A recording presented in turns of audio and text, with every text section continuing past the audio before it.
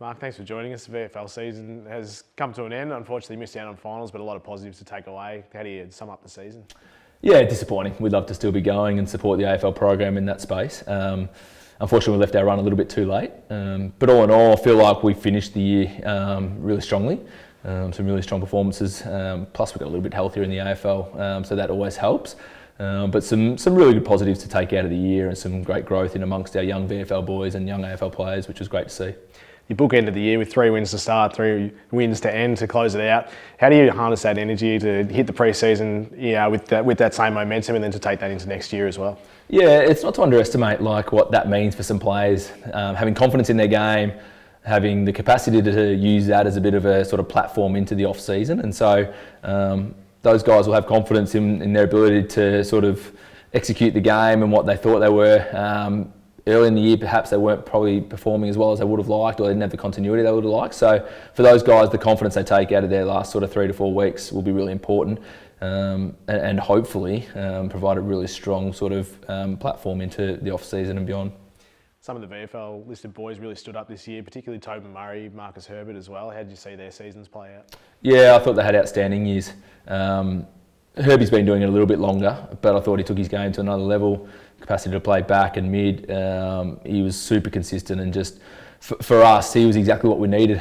With a relatively young group early in the year, he was that really sort of consistent sort of even keel for us. And I just feel like his capacity to influence the game wherever he was really strong, and then he's a great leader in his own right. So really proud of the way he's continuing to take his game to a new level. And then Tobes, I thought his year again, like on last year, he had some really sort of strong performances, but probably lacked the consistency between his best and his worst. Whereas this year, I feel like he's really bridged that gap.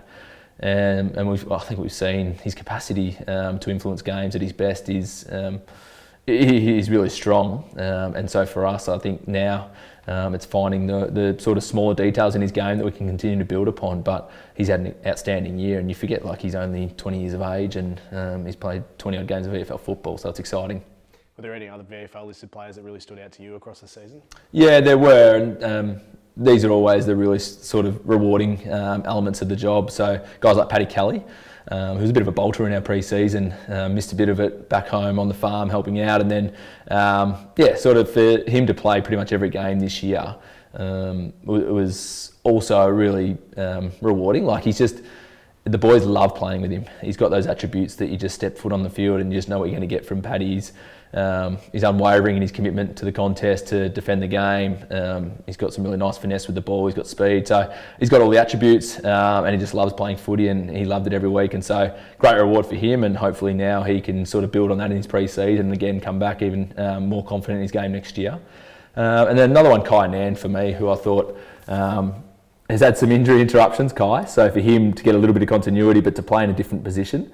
So he's played a lot more as a forward previously. Now he played down back, and felt like he was able to grow every week. Again, someone who's 200 centimetres and can cover the ground really well. For him, I thought it was a real sort of string to his bow to be able to go back and defend the game like he did. And so for now, hopefully that gives him really strong sort of confidence, but also motivation to go into the off-season and really, I guess, prepare himself physically better than what he has.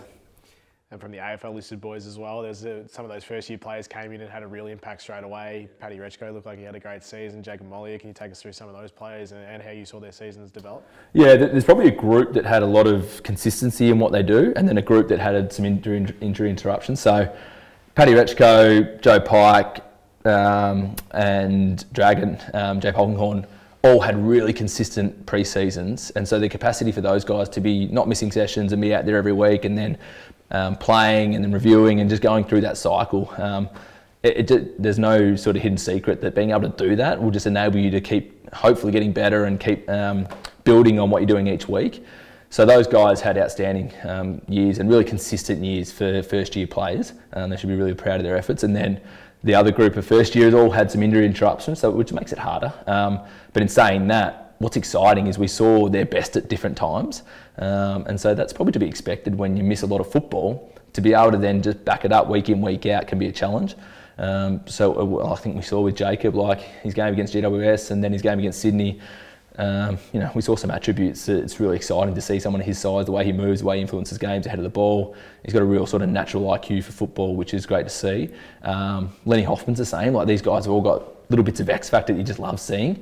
Len's got speed. He's put on some size this year, so his capacity to play down back and read the game and have speed to defend, but play tall or small, it's exciting moving forward. And then even like for us, like Zave had that ankle injury earlier in the year, but it's just built, and like he's such a sort of meticulous preparer in the way he goes about it. So capacity for him to keep sort of building on his game, and I thought his second half against Sydney was outstanding.